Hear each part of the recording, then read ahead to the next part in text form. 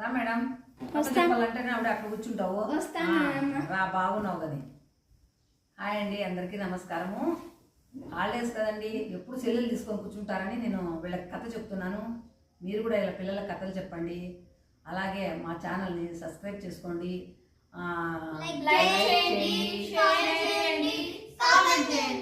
ఇవన్నీ నాకు చెప్పేది విరిగి రాదు. అలాగే కథ చెప్తున్నాను. ఒక ఆడపిల్లల గురించి ఈ కథ. ఆడపిల్లలు ఎలా ఉండాలి, ఇంట్లో ఎలా ఉండకూడదు అనే కథ అండి ఇది.